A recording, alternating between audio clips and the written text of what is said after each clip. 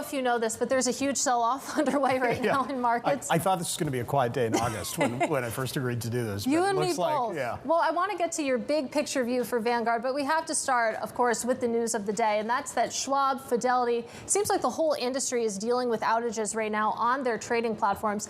Are you having any troubles over at Vanguard? Yeah, as best we can tell, it's an industry-wide kind of slow set of issues. For us at Vanguard, we were impacted by some of the slowness that's happening all across the industry as a result of higher volumes all across the industry. Our kind of success rate for web logins and the like is kind of 98.9%. So it's fine. It's not as much as we want it in the normal course of the day. But at least as of 5 minutes ago, things were kind of getting back to normal, if you will. We benefit in some ways as Vanguard because we don't have a large active trader population by design. Right. We're about long-term investing, and we're about staying in the market rather than timing the market. But at the same time, we're always looking at what the industry kind of issues are and how they impact our clients, and the team has been on it, particularly with the higher volumes that we expected. I was going to say, you know it's a big day when your buy and hold Vanguard investors are trying to log in and see what their investments are doing, but we'll continue to look for updates on that situation. Yeah. But let's talk a little bit about you. Let's talk about Vanguard, because you made waves as the first outside CEO hire since Jack Bogle, of course, founded the company in the 1970s. What's on the top of your to-do list?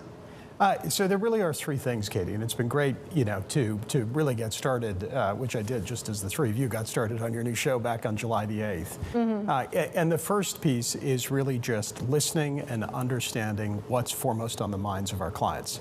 And so I've been spending a lot of time, both here today, over the past few weeks, meeting with some of our large retirement services clients, our large wealth management clients, but also just listening in on the phones and listening in with our advisors as they're dealing with the kind of advice and all the day-to-day issues for individual investors as well. And so it's really just first and foremost making sure that we're taking care of and serving our clients well for today. And I think that the second piece is really about getting to know all the crew.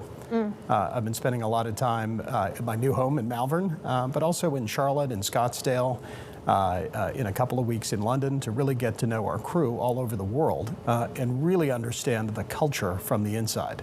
I've admired the culture from the outside and all of Bogle's writings and works, but really being able to see it and see how our crew members really believe in the mission and believe in the purpose and understand what's important to them is also kind of high on the list. And I would say the third thing is really with a view to the future. Right. What are the changing needs and expectations of our clients, whether it's around things like retirement income or people investing for the first time or getting access to a broader range of low-cost investments, even well beyond index.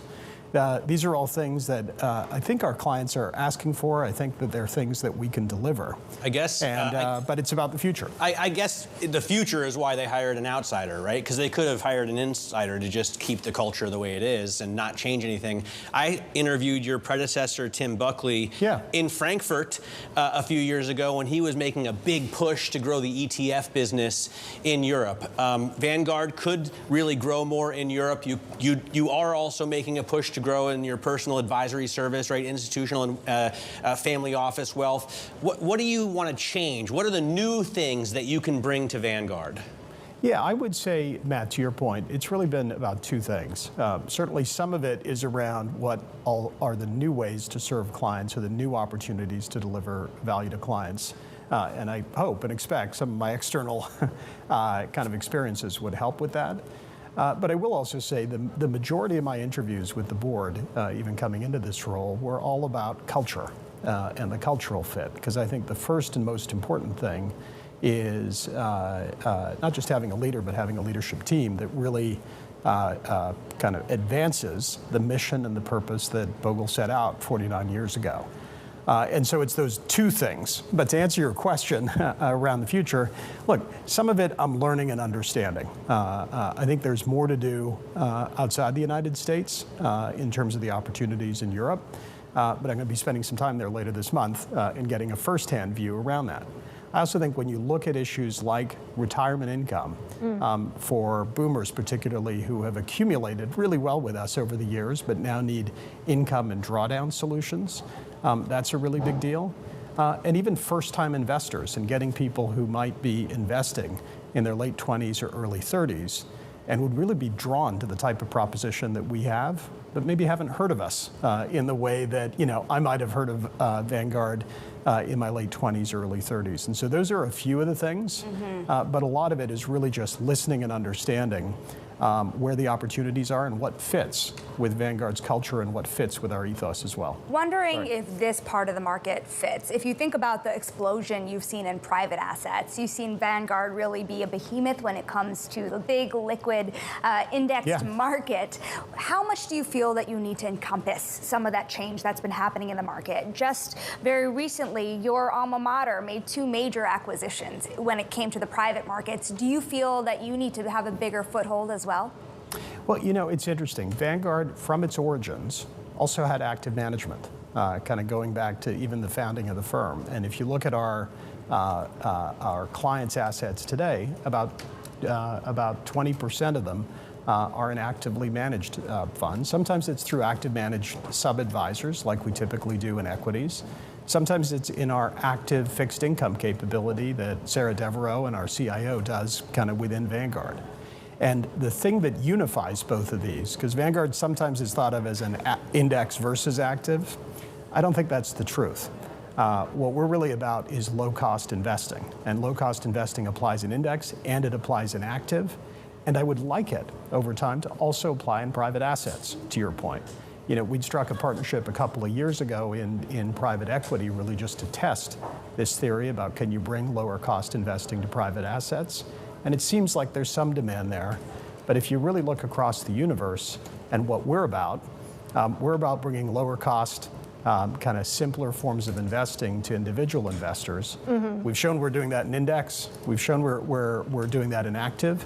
And I think to your point, there's a broader universe in which we can apply that, where we can add value to our clients and where we can partner with firms that do some of the things that we don't. It's interesting listening to this conversation because you've made clear that culture is what you're really concerned with. That's at the top of the priority list, that you really want to stick to Jack Bogle's mission. But it seems like when you look to the future, some of those things could come into tension, private equity being one of them, crypto being one of them. You think about how to stay relevant and grow an audience among younger investors. I mean, do you see a tension there? How do you thread that needle of sticking to your knitting, but also remaining relevant and creating relevance among a younger subset?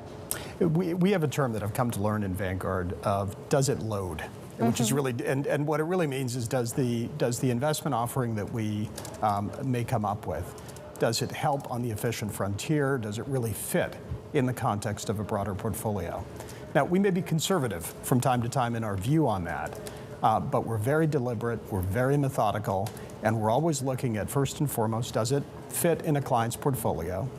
And is there distinctive and unique capabilities that we as Vanguard can provide, either on our own or through partnerships like we've done with sub-advisors for many, many decades? And so we're always looking at that through a portfolio lens. And I think for some things like private markets, which have become a much more important part of an overall portfolio, and you can see it in institutional clients kind of all over the world. But the key to whether it loads is can we offer something that's very specific to Vanguard, which means lower cost, which means it fits with a portfolio, which means simplicity. And I think there's a great deal of innovation that we can do kind of in that regard as well. But it's got to be true to who we are. It's got to be true to our own principles, whether as investors or whether in terms of clients.